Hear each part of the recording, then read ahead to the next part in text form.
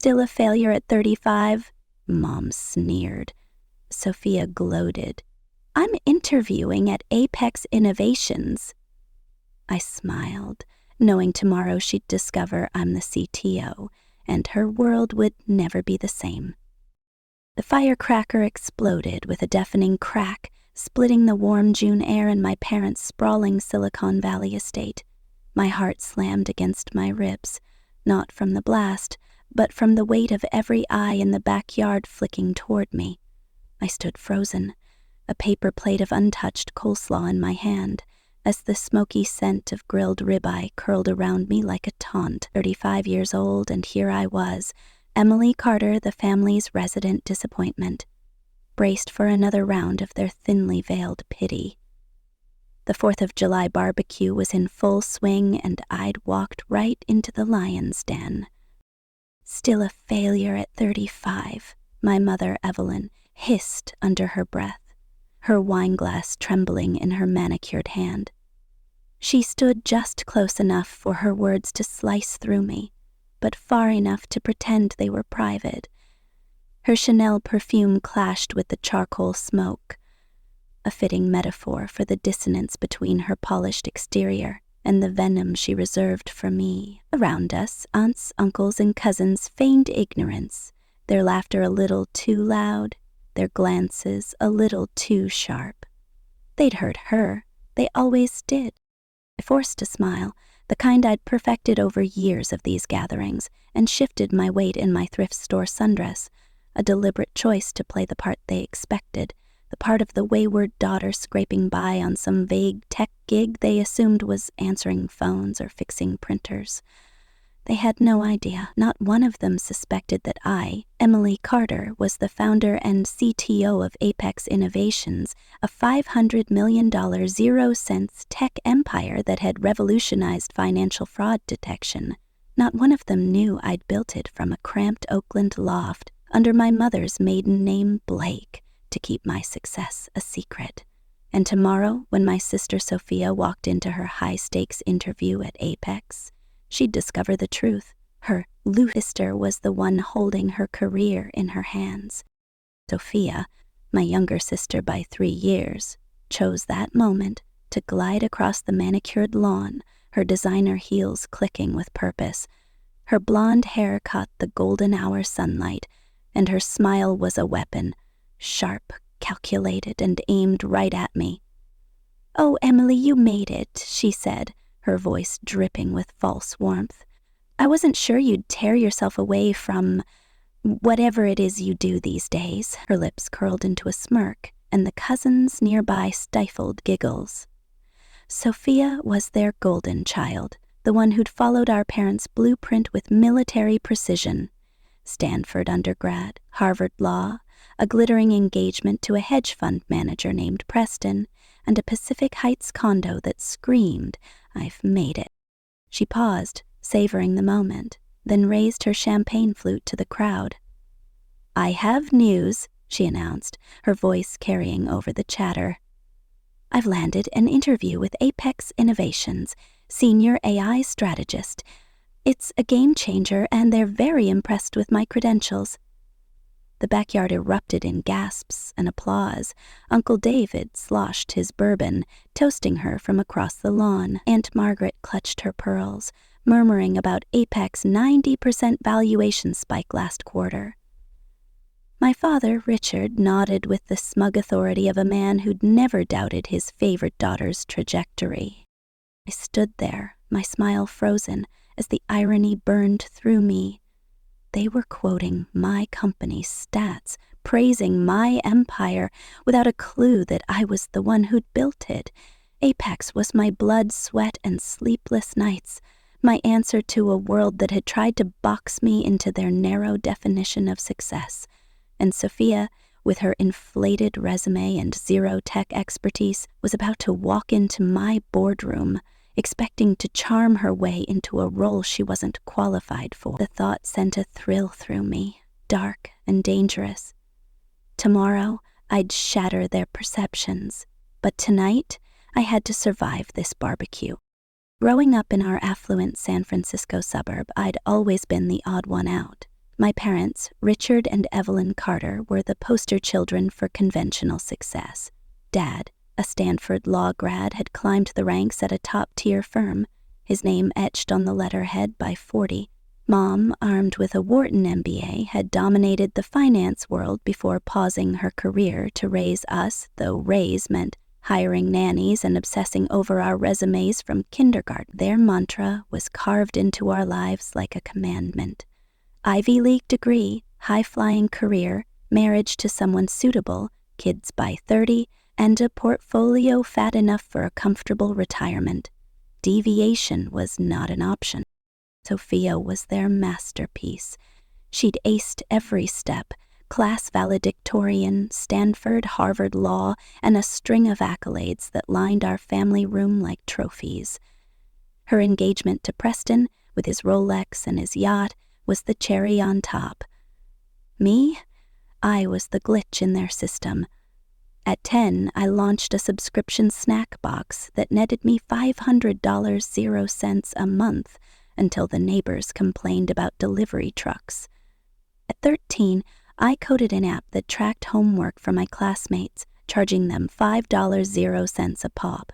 By high school, I was running a freelance AI consultancy for local startups, earning enough to buy my first laptop, a MacBook I still have, scratched and sacred. My parents called it dabbling. They labeled me scattered, urging me to focus, like Sophia. "You have potential, Emily," Dad would say, his voice heavy with disappointment. "If only you'd apply yourself properly." At 22, I caved. I enrolled in Stanford's computer science PhD program, hoping to win their approval. But the lecture halls felt like cages, and the academic grind choked my creativity. Late one night, hunched over my laptop in a campus lab, I hit a breakthrough, an AI algorithm that could detect financial fraud with unprecedented speed and accuracy. It wasn't just a project, it was a revolution. I saw its potential to upend an industry, to save billions for banks and expose criminals hiding in plain sight. But when I shared it with my advisor, he dismissed it as unfeasible without years of refinement. I knew he was wrong. I also knew I couldn't wait. That night, danger found me. As I tested my prototype, my screen flickered and a cascade of error codes flooded my terminal. Someone was trying to hack in. My pulse raced as I traced the intrusion. A rival coder, likely a grad student I'd outshined in class, probing my system for vulnerabilities. They were after my algorithm, my life's work. I slammed my firewall into overdrive, severing their access, but not before they'd glimpsed my code. I spent the next 48 hours rebuilding my security from scratch, my hands shaking with adrenaline and rage. I couldn't report it. Stanford's bureaucracy would have buried me in red tape. Instead, I vowed to protect my work at all costs. That scare was the final push. I dropped out of Stanford, packed my bags, and moved to a dingy Oakland loft with a leaky roof and a single window facing a brick wall.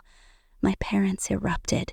Dad called me a disgrace to the Carter name, his face red as he paced our living room during what felt like a full-scale intervention. Mom clutched her pearls, warning of a life of regret if I didn't return to academia. Sophia sat primly on the couch, her silence louder than their shouts. Her smug expression said it all. "I'm the daughter they wanted. You're the failure."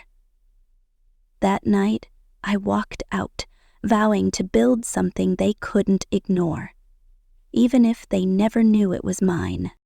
Launched Apex Innovations under my mother's maiden name, Blake, to sever any link to the Carter legacy. The early days were brutal. I survived on instant ramen and Red Bull, coding until my eyes burned, pitching to investors who laughed me out of their offices. "A dropout can't lead a tech giant," one venture capitalist sneered, checking his watch mid-pitch. Another suggested I find a real co-founder, someone with an MIT degree and a Y chromosome preferably. My savings dwindled to double digits, and I came dangerously close to giving up. Then danger struck again. One of my early investors, a slick-talking hedge fund bro named Victor, turned predator. He'd promised $200,000, 0 cents, but demanded I hand over 40% of Apex's equity and my algorithm's source code. When I refused, he retaliated, leaking fragments of my code to a rival startup. I discovered it when their demo hit TechCrunch, boasting features eerily similar to mine. Panic set in. If they reverse-engineered my work, Apex was dead. I hired a lawyer I couldn't afford and went to war, filing injunctions and countersuing for theft. The legal battle drained my funds and nearly broke me, but I outmaneuvered them, exposing Victor's shady dealings in court. He settled, and I clawed back my code, but the ordeal left scars. Trust was a luxury I couldn't afford. My break came at a San Francisco tech meetup, where I pitched my prototype to a sparse crowd of bored coders. Among them was Catherine Holt, a former Google exec who'd sold her own startup for 9 figures. She didn't care about my lack of credentials. She grilled me on my algorithm's nuts and bolts, her eyes lighting up as I explained its fraud detection prowess. "This is game-changing," she said, handing me her card. "Call me tomorrow." That call led to $500,000, 0 cents in seed funding and Catherine's mentorship, which was worth more than the cash. I moved Apex to a sleek Mission District office, hired 3 coders, and hit the gas. By year 3, Apex AI was detecting fraud 10 times faster than legacy systems, saving our first client, a major bank, $50 million, 0 cents in a single quarter. Word spread and contracts poured in, but danger never stayed far. One night, our servers went dark, a sophisticated cyber attack aimed at stealing client data. I pulled a 72-hour marathon, my team and I racing to plug the breach while fending off ransom demands flashing across my screen. We traced the attack to a Russian syndicate, but proving it was impossible. We rebuilt our defenses, but the incident cost us a client and nearly triggered a PR disaster. I learned then that success painted a target on your back. Sophia, meanwhile, was the family's shining star. Her Harvard law degree, her engagement to Preston, her Pacific Heights condo. They were the milestones my parents framed and flaunted. I watched from afar, my only glimpses of their lives coming through holiday cards or the occasional Instagram post. They thought I was finding myself, maybe temping at a startup or living off credit cards. The truth, I was running a company valued at $500 million, 0 cents, employing 400 people and turning down billion-dollar acquisition offers from tech giants. I'd built an empire. But I'd also built a wall between my world and theirs. Why? Because their approval had stopped mattering. Or so I told myself. The Carter barbecue was an annual ritual, as predictable as Mom's passive-aggressive jabs and Dad's obsession with grill timings. I hadn't planned to attend this year, but Sophia's cryptic text about big news piqued my curiosity. I parked my beat-up Honda 3 blocks away, leaving my Tesla Cybertruck in a garage to avoid questions. Aunt Margaret spotted me first, her pitying smile as sharp as a scalpel. "Emily, darling, what a surprise," she cooed, air-kissing my cheeks while eyeing my outfit. "We were just talking about Sophia's new condo. And you? Still in tech?" Her tone suggested I was selling phone cases at a mall kiosk. Dad manned the grill, spatula in one hand, timer in the other, lecturing Uncle David on optimal sear like it was a science experiment. His eyes met mine briefly, his hey M clipped and cool. Mom emerged from the kitchen, balancing a tray of artisanal appetizers, her face registering shock at my presence, before settling into hostess mode. "Emily, I didn't expect you," she said, her words laced with, "You never show up anymore." Uncle David, half drunk on bourbon, materialized beside me. "So, kid, still freelancing? Tech's tough if you don't have the right connections." I murmured something vague about consulting, letting him assume I was barely scraping by. It was easier than the truth. Then I overheard it, my cousins huddled by the pool, betting on my failure. $10 says Emily's back home by 40, one whispered, laughing. She's got no plan, no husband, nothing. The words stung, but they also lit a fire. I wasn't here to play their game, but I'd be damned if I let them write my story. I drifted through the crowd, nodding at their small talk about mortgages and Tesla stocks, my mind already on tomorrow. Sophia's announcement about her Apex interview was the match that set it all ablaze. As the family toasted her, quoting my company's stats, I felt the weight of my secret like a loaded gun. I could pull the trigger now, but I wanted them to feel the recoil when it mattered most. Sophia's interview was scheduled for 10 a.m. at Apex's San Francisco HQ, a gleaming glass tower overlooking the bay. Her resume had slipped through our HR filters, touting AI expertise she didn't have and leadership roles she'd exaggerated. I'd reviewed it last night, my scotch glass sweating in my hand as I weighed my options. Disqualify her for lying? Let her crash and burn in the interview? Or recuse myself and stay in the shadow? The decision kept me up until dawn, my penthouse view of the city lights offering no answers. Sophia had called me after the barbecue, her voice smug as she offered to get me an entry-level job at Apex once she landed her role. "It could be a fresh start, Em," she'd said, oblivious to the irony. "A real company with benefits." I'd thanked her, my jaw tight, and given her generic interview tips: be specific, show passion. I didn't mention that I'd be the one grilling her. The morning of the interview, I dressed in my usual armor, a tailored black blazer, silk blouse, and Louboutins that clicked with authority. My driver, Marcus, sensed my tension during the commute. "Rough day ahead, Miss Blake?" he asked, glancing at me in the rearview mirror. "Family and work colliding," I said, staring out at the fog rolling over the Bay Bridge. "Could get messy." He nodded, his silence a comfort. At Apex, the lobby buzzed with energy, coders, execs, and clients weaving through the marble-floored space. My team greeted me with their usual, "Morning, Ms. Blake," unaware of the drama about to unfold.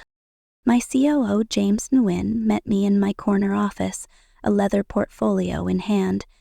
"Interview schedule's locked," he said, his ex-Marine precision cutting through small talk. 8 candidates, including a Sophia Carter at 10:30. "Any relation?"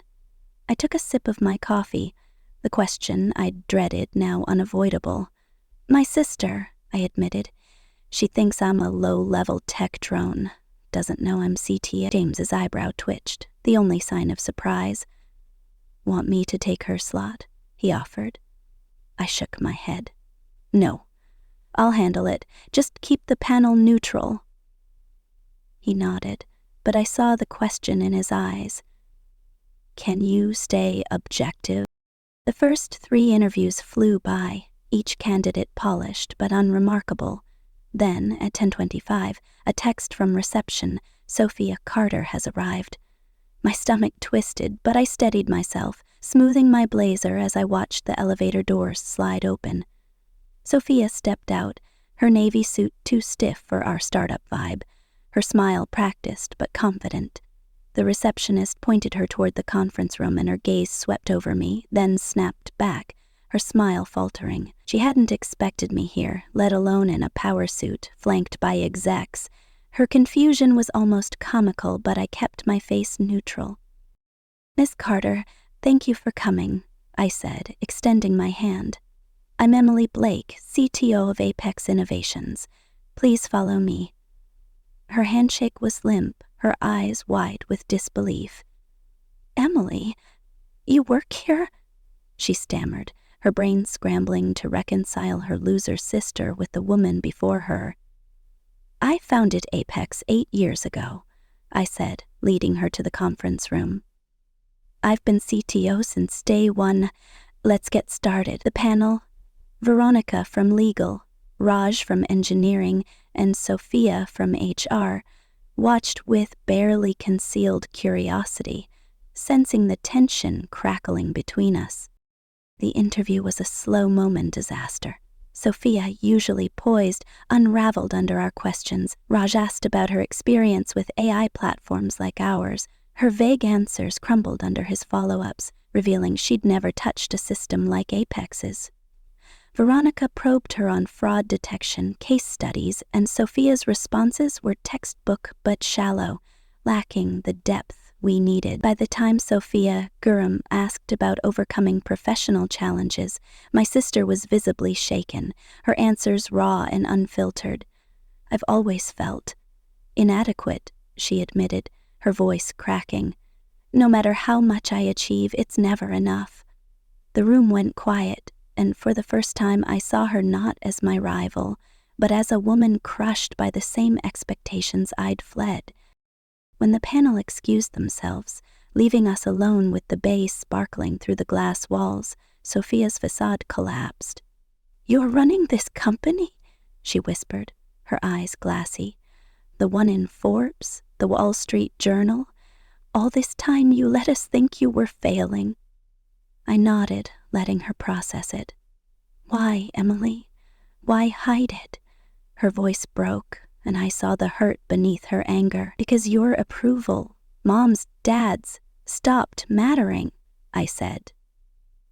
"I built Apex for me, not to impress you." She flinched, then laughed bitterly. "God, I even offered you a job last night. I thought I was saving you." The absurdity hit us both, and for a moment we shared a raw, real laugh. The first in years. Then her face darkened. "My resume. You saw it, didn't you? The exaggerations?" I nodded, my tone firm but not cruel. "They don't align with your experience, Sophia. That's a problem." She paled, realizing her dream job was slipping away. "I needed this," she said, her voice low. "Not just for me. For them. Mom and Dad. They'd never let me breathe." Her confession hit me like a punch. I'd spent years resenting her perfection, but she'd been suffocating too, just in a different cage. "I had no idea," I admitted, softening. "You always seemed untouchable." That night, Sophia called an emergency family dinner at our parents' estate. I drove us there, my Tesla Cybertruck a quiet rebellion against the Honda I'd hidden behind. Mom opened the door, her confusion palpable at seeing us together. "Emily, I didn't know you were coming," she said, her eyes flicking to my blazer. Dad sat at the dining table, papers spread before him, his reading glasses low on his nose. "What's this about?" he asked, irritation giving way to concern as he registered my presence. Sophia took a breath, then dove in. "My interview today didn't go as planned," she said. "I learned something about Emily." I stepped forward, my voice steady. "I founded Apex Innovations 8 years ago. I'm its CTO. The company's valued at $500 million, 0 cents, with 400 employees." The silence was deafening. Mom's wine glass froze midway to her lips. Dad's papers slipped from his hand. "That's impossible," he said, his voice tight. "We'd have known." Mom grabbed her phone, typing furiously. "Emily Blake. Forbes, Bloomberg," she murmured, her face paling as the truth sank in. "You've been using my maiden name." Dad's skepticism turned to anger. "Why lie? Why let us think you were struggling?" I met his gaze unflinching. "Because your approval wasn't worth my freedom. I built Apex my way, not yours." Sophia spoke up, her voice trembling. "I lied on my resume. I've been miserable at my firm, chasing your expectations. I can't do it anymore." Mom's eyes widened, her perfect daughter unraveling before her. "Unhappy," she whispered. Dad's face hardened. "We gave you every opportunity," he said, his voice rising. "How is that wrong?" I cut in, my tone calm but firm. "The problem isn't your intentions. It's that you defined success so narrowly. You left no room for us to be ourselves." The words landed like a grenade, and for once, they listened. The dinner stretched into hours, raw and messy. Mom admitted her fear of poverty, rooted in her childhood, had driven her control. Dad lapsed into silence, his certainty shaken. Sophia and I laid bare years of resentment and misunderstanding. It wasn't a tidy resolution, but it was a start. As I drove home, the city lights blurring past, I felt lighter, not because I'd won, but because I'd stopped playing their game. Apex was mine. My life was mine, and for the first time, I wondered if my family could be part of it, on my terms. 6 months later, our family is a work in progress. Sophia declined a tech offer to explore a fintech startup, her passion for law and equity igniting in ways I never expected. I launched the Emily Carter Fund, a $100 million, 0 cents initiative for maverick entrepreneurs like us. Mom and Dad are trying. Therapy helps, though Dad's grumbling about touchy-feely nonsense is peak him. We're not the family in the photo albums, but we're real, and real, I'm learning, is enough. What's next? Apex faces a hostile takeover bid, and whispers of a mole inside my team keep me up at night. Sophia's startup is gaining traction, but her past lies could resurface. And me? I'm still figuring out what success means when the world knows your name, but only you know your truth.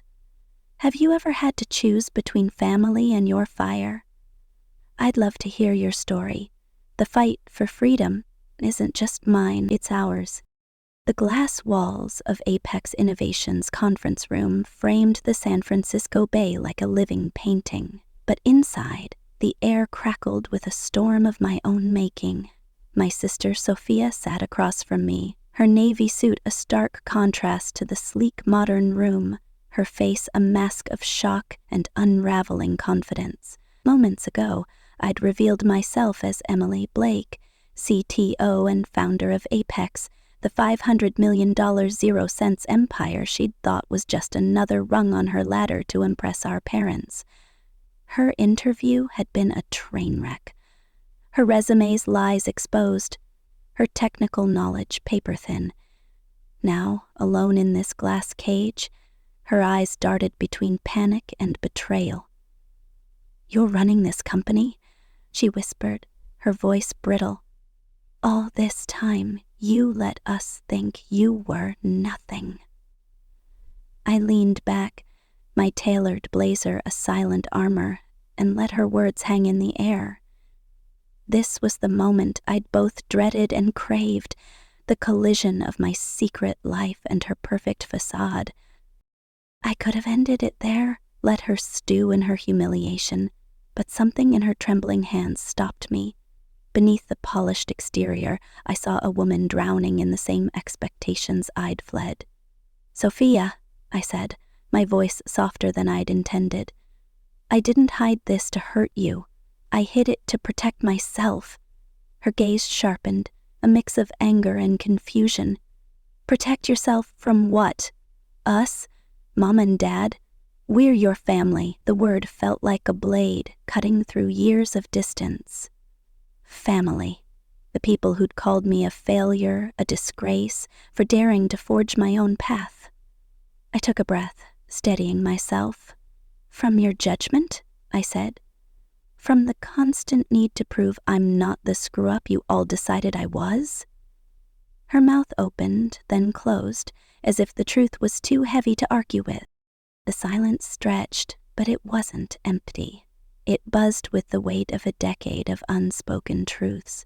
I thought of the nights in my Oakland loft, coding on a salvaged laptop under flickering lights, when the world seemed to bet against me, the investors who'd scoffed, a dropout can't lead a tech giant, the hacker who'd nearly stolen my algorithm in grad school, forcing me to rebuild my defenses from scratch, the shady investor Victor who'd leaked my code to rivals, dragging me into a legal war that nearly bankrupted me before Apex even took flight. Each scar had built me, but they'd also built the wall between me and the Carters. Sophia didn't know any of it. To her, I was still the sister who'd flunked out of Stanford, the cautionary tale at every family barbecue. "Emily," she said, her voice cracking. "I called you last night to help you. I thought I was throwing you a lifeline, an entry-level job at Apex." The memory of her condescending tips stung, but her raw vulnerability disarmed me. "I know," I said, sliding a glass of water across the table. "But what bothers me isn't that you didn't know about Apex. It's that your resume doesn't add up." Her face paled, the weight of her lies settling like ash. She'd claimed AI expertise, leadership roles at her law firm, embellishments that crumbled under my team's questions. "I needed this job," she said, barely audible. "Not for me, for them. Mom and Dad, they've never let me stop proving myself." Her words hit like a punch to the gut. I'd spent years resenting her perfection, but she'd been a prisoner too, just in a shinier cell. Before I could respond, my phone buzzed. A text from James Nguyen, my COO. Urgent. Board meeting moved up to noon. Investors pushing for leadership change. My stomach dropped. Pressure had been mounting for weeks, with some board members arguing I was too young to steer Apex through its next growth phase. They wanted a seasoned CTO, someone with gray hair and a Stanford degree, not a 35-year-old dropout who'd built the company from nothing. I glanced at Sophia, her eyes searching mine for a lifeline. I had to decide, disqualify her for resume fraud, upholding Apex's integrity, or protect my sister and risk my own principles. The boardroom mutiny loomed, and I felt the walls closing in. I stood, smoothing my blazer. "Sophia, we'll finish this later. I have a meeting." Her eyes widened, but she nodded, gathering her things with shaky hands. As she left, I caught the receptionist's glance, curiosity tinged with respect. The whole office would be buzzing soon. My secret was unraveling, and I wasn't sure I was ready for the fallout. The boardroom was a battlefield. 8 suits sat around the polished oak table, their faces a mix of ambition and unease. James stood by the window, his ex-Marine posture rigid, his eyes signaling trouble. The lead investor, Charles Grayson, leaned forward, his Rolex glinting under the fluorescent lights. "Emily," he began, his tone patronizing. "Apex is at a crossroads. Your tech is brilliant, but leadership requires experience you don't have." My pulse quickened, but I kept my face neutral. "Experience," I said, my voice steady. "I built Apex from a laptop in a loft. We're valued at $500 million, 0 cents, with 400 employees and Fortune 100 clients. What experience am I missing?" Grayson smirked, undeterred. "Market confidence, stability. Investors are nervous about a young, uncredentialed CTO leading a company this size." Uncredentialed? The word stung, echoing my parents' dismissal of my childhood ventures. A snack box at 10, a coding app at 13, an AI consultancy in high school. I'd proven them wrong, but here I was, fighting the same battle. "What are you proposing?" I asked, though I knew the answer. Grayson leaned back, smug. "We bring in a new CTO, someone with a track record. You'd stay on as founder, of course, a figurehead role." Figurehead. The word was a slap, reducing me to a mascot for my own empire. James stepped in, his voice low but firm. Emily's leadership drove our 90% valuation spike. Replacing her risks everything. The room split, half nodding with James, half siding with Grayson. I felt the ground shift beneath me, the same dread I'd felt years ago when a disgruntled ex-employee, fired for stealing code, tried to blackmail me. He'd threatened to expose my dual identity as Emily Carter, outing me to my family and the press. I'd paid him off, a decision that still haunted me, but it had bought me time. Now, with Grayson's power play, that secret felt like a ticking bomb. Before I could respond, my phone buzzed again, a cryptic email from an anonymous sender. "I know who you really are, Emily Blake. Meet me tonight, or the world knows too." My blood ran cold. Another blackmail attempt just as the board was circling. I forced my focus back to the room, my voice cutting through the tension. "You want stability? I've delivered it. You want growth? I've tripled our revenue in 2 years. If you want a new CTO, you'll need to explain why my track record isn't enough." Grayson faltered, but his allies didn't. The meeting ended in a stalemate, with a vote scheduled for next week. I left the room, my heart pounding, knowing I was fighting for more than my title. I was fighting for my legacy. Back in my corner office, the bay sparkling below, I tried to focus on the day's remaining interviews. But the anonymous email gnawed at me. Who knew my secret? Was it the same ex-employee back for more? Or someone closer? Someone inside Apex? I called Marcus, my driver, and asked him to dig into our security logs. "Discreetly," I said. "I don't want panic." He grunted in agreement, his loyalty a rare constant in this storm. As I reviewed Sophia's resume again, her lies glaring on the page, I wondered if she could be involved. Had she dug into my past after the interview, piecing it together? The thought twisted my gut, but I pushed it aside. She was shaken, not scheming. Then came the third blow of the day. My head of engineering, Raj, burst in, his face grim. "We've got a problem. A rival firm, Nexus Tech, just published a white paper claiming our AI is overhyped, says it misses 30% of fraud cases." My heart sank.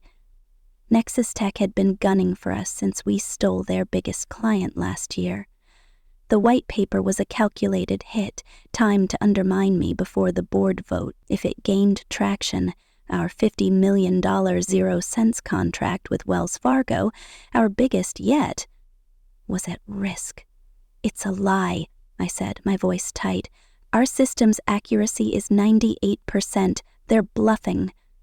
Raj nodded, but his eyes were worried. "They've got media pickup already.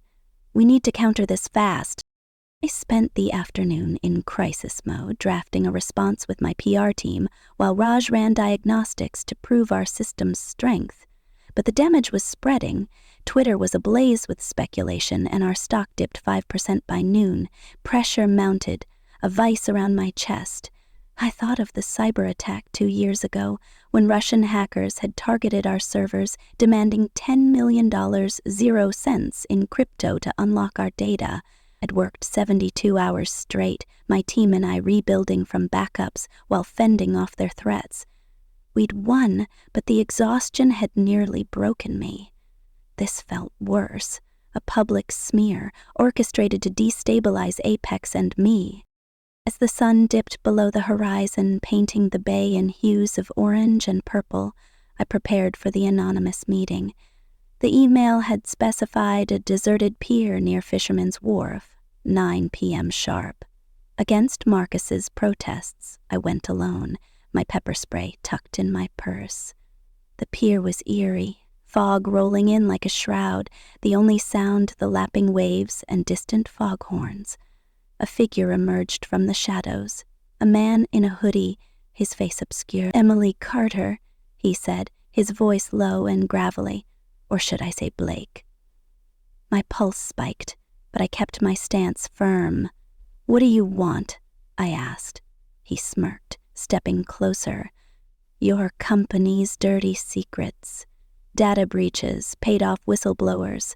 I've got proof and it'll cost you to keep it quiet." My mind raced. He was talking about the whistleblower from last year, who'd falsely accused Apex of data privacy violations, triggering a federal investigation.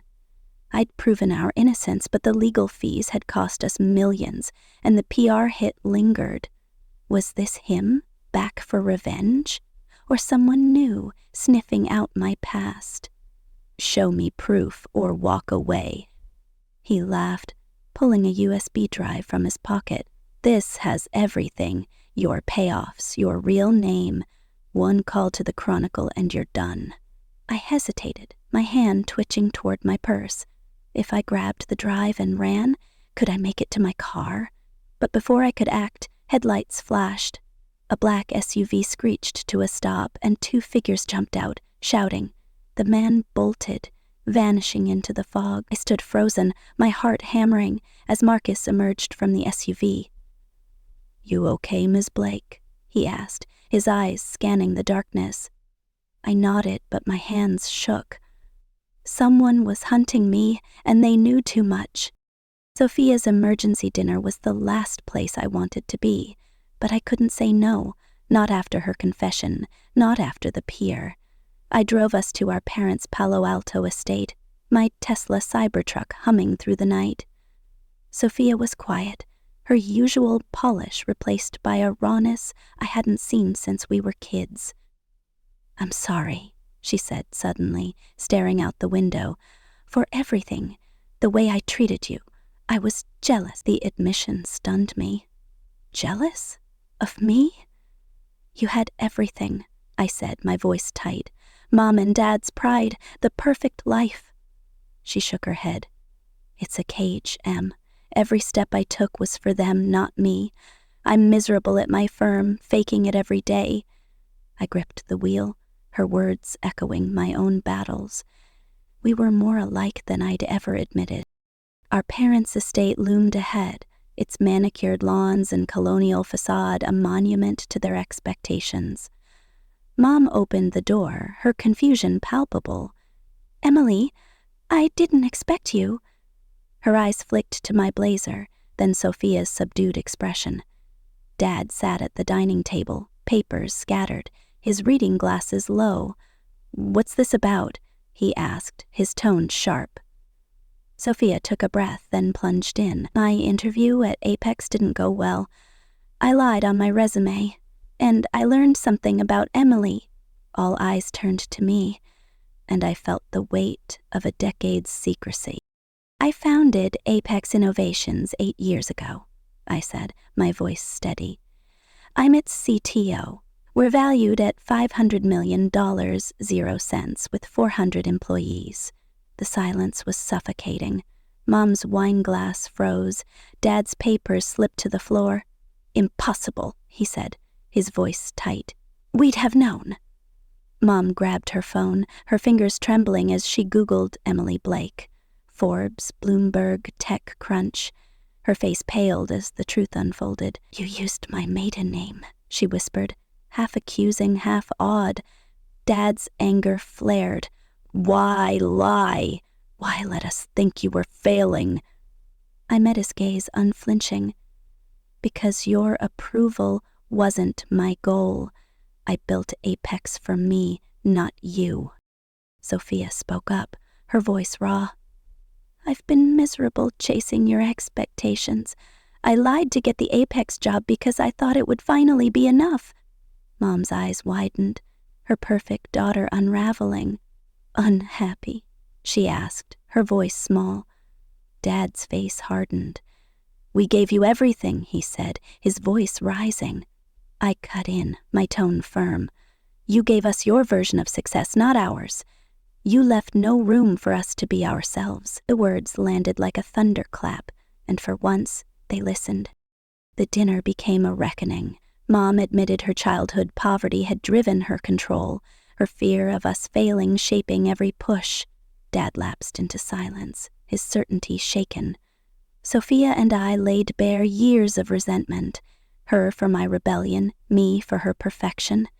It was messy, tear-streaked, and real. As we spoke, I felt the pier's danger linger, the USB drive's threat still unanswered. Someone out there knew my secrets, and they weren't done. But in that moment, with my family's walls cracking, I felt a spark of hope. We weren't healed, but we were honest, and that was enough to keep fighting. 6 months later, the storm has shifted. Sophia declined Apex's offer, choosing instead to join me on a fintech startup for underserved communities, her legal skills and newfound passion for equity a perfect fit. I launched the Emily Carter Fund, a $100 million zero-cents initiative for maverick entrepreneurs, my birth name a quiet reclaiming of my identity. The blackmailer's USB drive was a dud, empty files, a scare tactic, but the threat lingers, a shadow I can't shake. Apex faces a hostile takeover bid, and whispers of a mole keep me up at night. My parents are trying. Therapy's slow, but Dad's reading self-help books and Mom's stopped comparing us. We're not the family we were, but we're building something new. What's next? I'm staring down a board vote that could strip my title, a rival firm gunning for my clients, and a mystery enemy who knows too much. But I've faced worse. Hackers, lawsuits, my own family's scorn, and I'm still standing. Success isn't the money or the headlines. It's the fire in my gut, the code in my veins, the sister I'm learning to love. Have you ever had to burn your old life to build a new one? Share your story. The fight's not over, but I'm ready, are you?